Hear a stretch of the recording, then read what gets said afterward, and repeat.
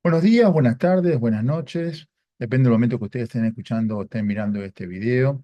La idea es darle una serie de clases teóricas, como a ustedes les gustan, que los acompañe un poco a ustedes en el aprendizaje, pero ponerlos esto en el campus virtual y que ustedes, luego que las miren, vayan anotando las dudas, las preguntas y me las puedan hacer después cuando estemos en contacto con ustedes. Entonces, ahora empezaremos a ver cómo es la evaluación del niño, la niña o el adolescente enfermo.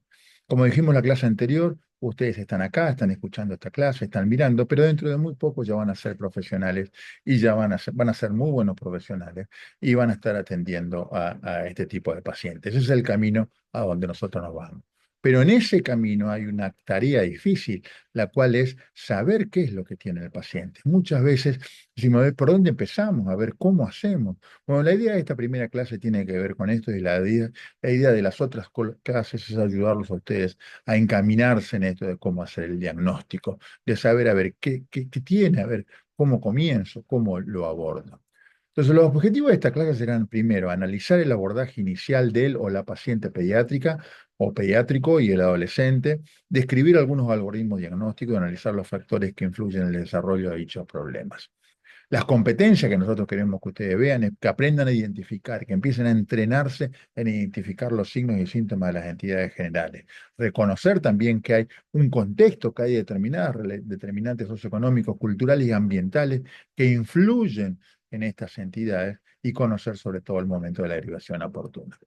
Y entre estos determinantes sociales tienen que ver que el paciente no está solo en un lugar donde que es tiene su problema, sino que ese paciente está dentro de un ecosistema y ese ecosistema puede ser un ecosistema adecuado, inadecuado, que favorezca este tipo de patologías, o la familia que puede actuar también como una especie de factor protector o al contrario, un factor de riesgo para este niño, la sociedad, la cultura y esta prevención, estos factores protectores que pueden hacer que todos ellos influencien a la hora del paciente de tener algún tipo de problema de patología.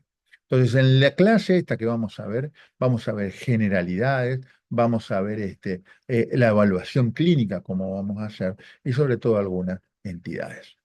Entonces, ustedes tienen que empezar a aprender y a entrenar los sentidos. Fíjense, esto es un médico que está viendo un niño, que está sentadito, que se lo ve bien, pero fíjense este otro cómo tiene esa cara de enfermo. Parecieran que son los dos mismos niños, pero, pero- perdón, pero en realidad uno de ellos se lo ve más enfermo que el otro y ustedes tienen que empezar a entrenar esos sentidos para saber qué es lo que tiene este tipo de pacientes. Por ejemplo, este paciente es un paciente que lo trae la madre, que dice que tiene fiebre, que tiene moco, pero se lo ve bien, se lo ve de buen color. Sin embargo, fíjense este otro, cómo tiene los ojos llorosos, cómo tiene también el moco, cómo es más chiquitito y cómo puede, tenemos que examinarlo para ver si no tiene algo que lo pueda llegar a comprometer en su vida. Nosotros vamos a ir tratando de entrenarlos a ustedes para que aprendan algunas cosas que pueden llevarlo a ese paciente a tener algún tipo de dificultad. Así nosotros vamos a empezar a ver que la parte respiratoria, qué es la dificultad, cuándo está respirando bien el niño, cuándo tiene una dificultad respiratoria, qué significa eso. Que ya a la aparición de esa dificultad respiratoria nos da como un semáforo amarillo. Pero también vamos a empezar a ver lo que es la insuficiencia respiratoria, que no sea un semáforo anaranjado, porque cerca de esa insuficiencia respiratoria está la insuficiencia cardiopulmonar y de ahí al paro cardíaco hay uno solo. Lo mismo pasa con la parte circulatoria, cuando ese paciente está en shock y qué es lo que nosotros tenemos que ver. En pediatría los eventos súbitos cardíacos son muy raros. Al revés de lo que pasa en el adulto, donde primero tiene un cardíaco súbito. El paciente pediátrico es como que va anunciando, esto me va a pasar, esto me va a pasar.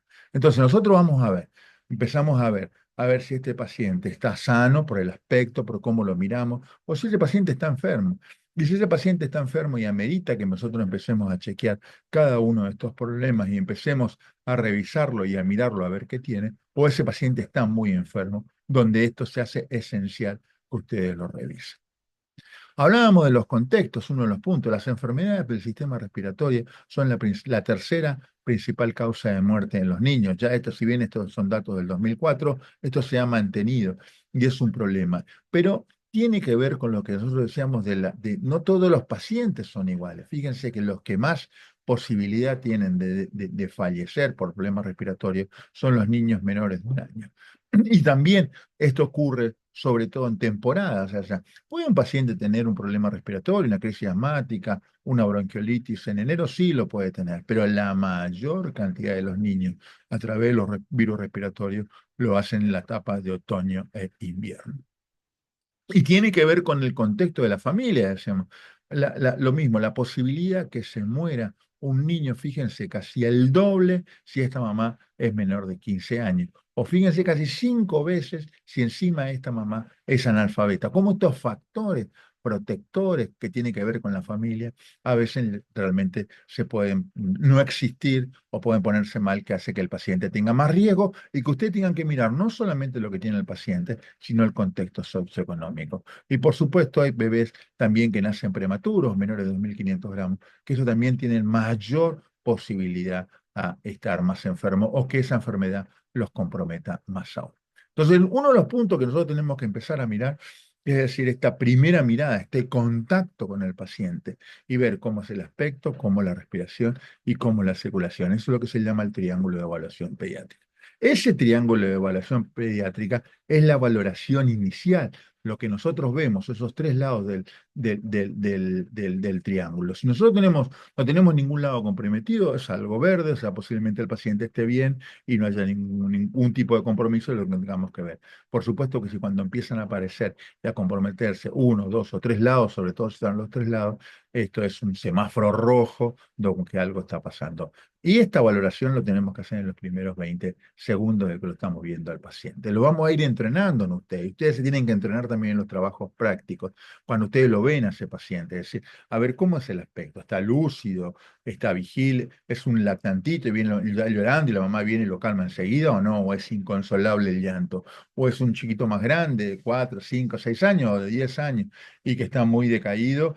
Y no hay forma de consolarlo. Eso es ver. Lo mismo el contacto visual depende de la edad, no es lo mismo el contacto visual que ustedes pueden llegar a tener con un bebito de 1 mes, que no le va a hacer absolutamente nada, pero con un adolescente donde ustedes pueden conversar y también eso está el lenguaje y el llanto. Y la actitud corporal, el tono, empezar a ustedes a ver esa sensación, eso como lo dicen los americanos le llaman el gut feeling, o sea, el como que le revuelve el estómago, que algo está pasando. Bueno, eso es muy importante que ustedes lo puedan empezar a ir entrenando. Vamos a algunos ejemplos. Yo les doy 5 segundos y ustedes van entrenando la mirada. ¿Qué le parece a este niño?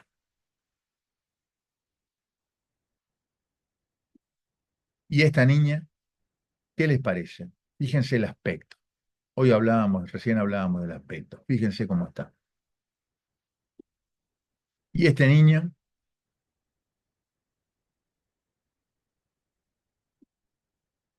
¿Los 3 anteriores son igual a este? ¿Cuál es la diferencia? ¿Qué ven de distinto? Vayan pensando ustedes y vayan anotando. O este paciente. Fíjense, con solamente mirarlo en el aspecto, ustedes pueden llegar a decir, bueno, este paciente está sano o este paciente tiene enfermo, pero no es una enfermedad que lo comprometa, pero este está muy enfermo. Entonces, ese triángulo de evaluación pediátrica que incluye el aspecto, la respiración y la circulación, nos sirve para empezar a mirar. Recién vimos el aspecto, ahora vamos a ver la parte de la respiración. Y uno de los problemas cuando empieza a avanzar estas entidades y empiezan a comprometer, tenemos que ver qué produce la dificultad respiratoria. Pero ¿cómo las definimos? Es clínica la definición de dificultad respiratoria. Nosotros vemos, a ver, cómo está respirando, cómo es el esfuerzo respiratorio. Ahora vamos a ver algunos ejemplos. Está taquineico, está con tiraje universal. Y al aspecto de esto normal, fíjense que hoy decíamos, si no tiene ninguno comprometido es verde, si tiene uno es amarillo. Fíjense que acá está comprometido la respiración, pero también hay algo que empieza a comprometerse, que es la parte del aspecto. O sea, ya se torna anaranjado, es algo que nosotros tenemos que empezar a ver. Más aún en este, fíjense, la insuficiencia respiratoria. Es un paciente, ¿cómo está el aspecto? ¿Está alterada la conciencia? ¿Cómo está la respiración? Parecida a la anterior, pero aparte se agrega que también hay compromiso circulatorio. Este paciente está en una insuficiencia respiratoria y como dijimos, tiene comprometido los tres, están rojos, si nosotros no hacemos algo, está próximo a tener un paro cardíaco. Fíjense esto, yo los dejo acá y ustedes lo miran y me dicen, ¿qué les parece este chico?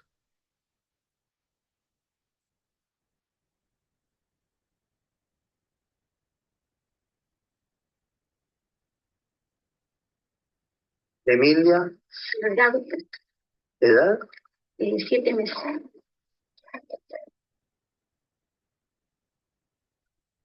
¿Y este otro?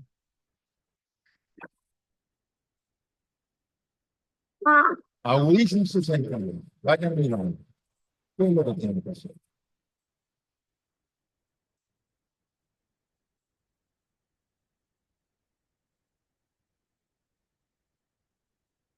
O alguien que viene con esta tos.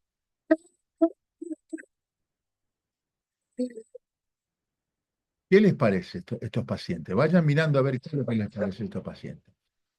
Esa es la parte respiratoria para que ustedes vean el aspecto. Fíjense que en 20 segundos ustedes pueden llegar a estar cómo estaban comprometidos, cómo es la mecánica de esos pacientes. Y ustedes mirarlo, a ver, este paciente, ¿qué tiene? Una insuficiencia, tiene una dificultad, pero también la parte hemodinámica. La parte hemodinámica la pueden ver con la piel. Fíjense el aspecto de la piel de este niño. ¿Qué es lo que ven? ¿Qué es lo que ustedes ven? Fíjense como que tiene como un moteado. ¿Pero qué les parece esto? O esto, fíjense el mismo niño, pero fíjense los pies. ¿Qué les parece? Vayan pensándolo y después lo vamos a ir conversando en clase. O los dedos, la mano. Uno de los puntos importantes en el tema de la valoración es lo que se llama el relleno capilar.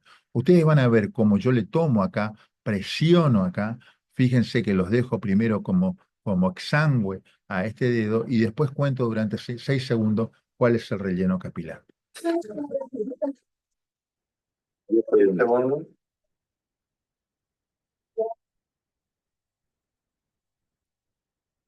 Ahí, ya contamos. 5 segundos. El relleno capilar se toma, yo aprieto, lo dejo exangüe como esto que está acá, y cuando suelto tiene que volver a estar rosado como esto. Se los vuelvo a poner para que ustedes lo vuelvan a mirar. Aprieto 6 segundos. durante 10 segundos, Ahí, lo suelto y ya fíjense, contamos. eso hace con un reloj, 5 segundos. 5 segundos no muestran, ¿no? Este es un paciente que había entrado en shock, y es en el primer momento que en shock. Fíjense ahora, después de unas horas de tratamiento, hasta cómo el ruido de la frecuencia cardíaca cambia. Tenían 5 segundos la anterior. 1, 2, 3, 4 segundos. 4 segundos. De a poco todavía sigue comprometido. Lo normal es por debajo de 2 segundos. Y después de varias horas, este paciente, como tiene acá, a ver,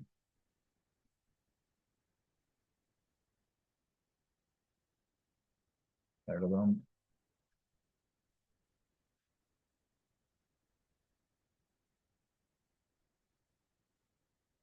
perdón, que ya se lo muestro acá.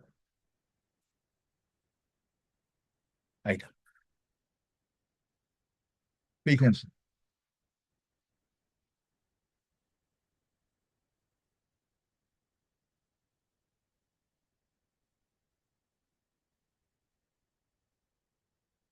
ahí retorna.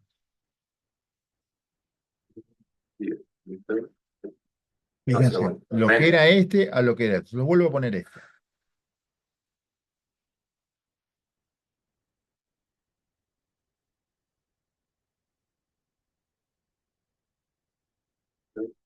Fíjense cómo mucho más rápido. Ahí ya recuperó su función cardiovascular. Eso es muy importante. De hecho, es uno de los puntos más importantes que tomamos ahora en semiología. Hasta cómo era la frecuencia cardíaca, ustedes lo escuchaban. Fíjense el ruido de la frecuencia cardíaca. ¿Escucharon? 10 segundos. ¿Ven que es rápido?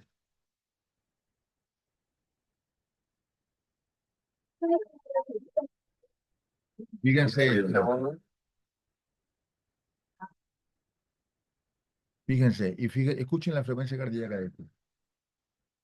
Ven que va disminuyendo, porque eso porque mejoró toda la parte hemodinámica. Uno de los puntos que también tienen que ver en esto de la función es el compromiso de otros órganos. Obviamente la parte respiratoria, obviamente la parte hemodinámica, pero si en eso aparte disminuye la diuresis en un paciente enfermo, es algo que nosotros también tenemos que verlo, que eso también está comprometiendo la función de otros órganos. Y a veces no mirábamos, recién hablábamos de la frecuencia respiratoria, pero estas herramientas a veces no son exactas. Fíjense, estos son 5 entidades que enseñan la parte de reanimación o resucitación o de emergencia. Y fíjense cómo a veces no coinciden entre ellos qué es lo normal y qué es lo patológico.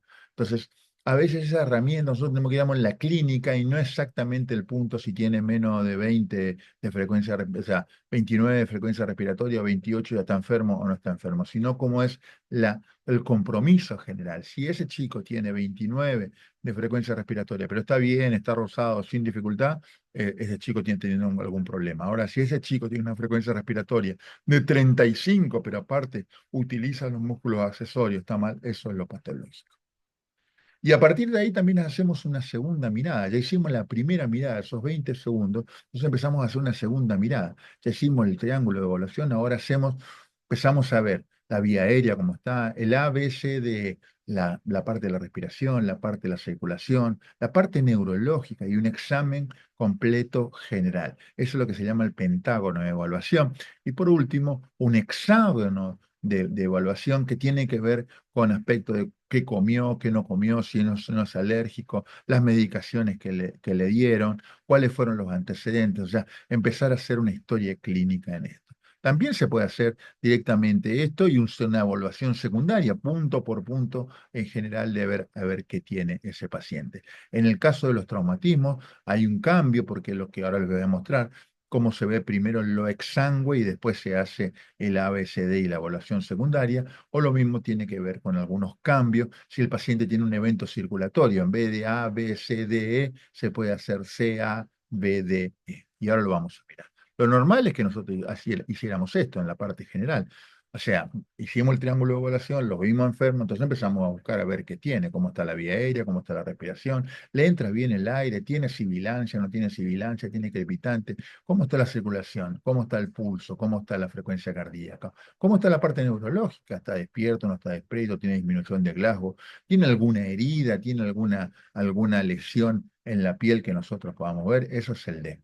Ahora, si tenemos un chico con una lesión y sobre todo es una hemorragia exsanguinante, lo primero que tenemos que hacer, no irnos al A, B y por último hacer la hemorragia exsanguinante, sino lo primero que tenemos que ver es tratar de parar esa hemorragia exsanguinante. La otra forma también que tiene que ver con esto, en algunos lo llaman en hacer el CABDE, por ejemplo, en el caso de que el chico, por ejemplo, pueda llegar a tener o una hemorragia o puede tener también un paro cardíaco por un ahogamiento, entonces tienen que empezar a ver cómo está primero el C, el A, B, D y por último el E. Y cuando ya hicimos estas partes generales, vamos cada vez a algo más detallado. Entonces empezamos a revisarlo como si fuera que estuviéramos dentro de un tomógrafo. Empezamos parte por parte, corte por corte, hasta mirar realmente qué es lo que ese paciente tiene. En general, estas revisiones no se hacen así en forma completa, porque ustedes generalmente cuando lo ven enfermo al chico y empiezan a mirar de acá para abajo, empiezan a mirar los oídos, empiezan a mirar la garganta, detectan que todo lo otro está bien, entonces se quedan con el foco, empiezan a ver que este paciente, por ejemplo, tiene una infección de las vías aéreas. Entonces, entender que la clínica que ustedes lo ven, no simplemente, usted también de una foto y a veces eso es parte de una película y hay evoluciones. Entonces, no se queden con esa foto, porque lo mismo que pasa acá, ahí está nublado y al poco tiempo hubo una tormenta o un huracán. Entonces, no se queden con esa foto. Díganle a la mamá o al papá, díganle los signos que puede llegar a tener y si tiene esos signos, que vuelvan, porque no porque ustedes lo vieron por primera vez, ya hicieron el diagnóstico de la terminó absolutamente nada. Miren la película. Las evoluciones pueden ser diferentes. Algunos empiezan acá y realmente enseguida fallecen. Y pasa esto. Algunos tienen acá y la severidad con el tiempo mejora y no hay ningún tipo de problema. Entonces, ahora, ¿cómo nosotros hacemos? Evaluamos, actuamos, Volvemos a reevaluar en el caso de algunos niños que ustedes lo vayan a ver en la atención primaria, le dicen, bueno, venite a control dentro de 24 o 48 horas y vamos a ver cómo están estos pacientes. Y en eso vuelven a actuar. Si mejoró, no pasa nada, pero si desmejoró, ven lo que tienen que llegar a hacer. Entonces, empezar a evaluar. No todos los chicos tienen que estar enfermos, pero sí ustedes ver, miran a este niño que se golpeó la nariz, pero mire cómo está corriendo, mire cómo está saltando. ¿Qué les parece? ¿Qué le harían? No todos los chicos ustedes tienen que hacer absolutamente, pero observándolo a él, ustedes digan, bueno, puedo empezar a buscar de a poco. Este niño se golpeó la nariz. Bueno, el resto del cuerpo está bien, pero lo único que se golpeó la nariz actuó sobre ese problema de la nariz. Entonces, cuando están estos chicos, empiezan a hacer esa historia clínica, le vamos a enseñar a cómo agrupar de signos y síntomas. O sea, este niño estaba jugando, está bien, no tiene fiebre, el hongo se golpeó y tiene un sangrado. Bueno, tiene un signo que es un sangrado. Entonces, ¿por qué puede ser ese sangrado? Le hacemos el examen físico completo, pero sobre todo lo miramos y vemos que tiene un sangrado y eventualmente podemos pedir o no pedir exámenes complementarios. Un niño que viene con tos y lo evaluamos y tiene bien la parte respiratoria, hicimos el triángulo de evaluación, está bien, no está con dificultad respiratoria, está con tos, lo vamos mirando, la mamá nos dice que empezó ayer, que un hermanito tiene así, vamos agrupando, ¿qué tiene tos? Tos y fiebre, a ver qué puede llegar a ser eso, y empezamos a hacer el examen clínico y a través de ese examen clínico, de lo que nosotros vamos nos va orientando de a poco a lo que va a tener ese paciente. El gran problema que ustedes tienen es que están creyendo que el paciente les va a venir y va a decir, me duele acá, pero son niños que a veces no saben ni lo que les duele. Entonces, una vez que nosotros tenemos esa información de la agrupación de signos y síntomas, del examen físico completo y de la evaluación, nosotros vamos a analizar a partir de esos signos y síntomas, y esto es lo que le vamos a enseñar acá en pediatría. Por ejemplo, si el niño viene con tos, o el niño viene con diarrea, o el niño viene con fiebre, o el niño viene con dolor abdominal, cómo orientarnos para ver qué ese paciente tiene. En conclusión, la evaluación inicial en pediatría es netamente clínica al inicio. Los exámenes solo son para complementar el diagnóstico presuntivo. Y en los casos de urgencia se procede primero a ese examen clínico y luego a la interrogatorio exhaustivo. En cambio, si ustedes tienen un paciente que está bien, pueden empezar con el examen, como ustedes saben bien, con la parte de la historia clínica. Bueno, los dejo y nos encontramos en la próxima clase.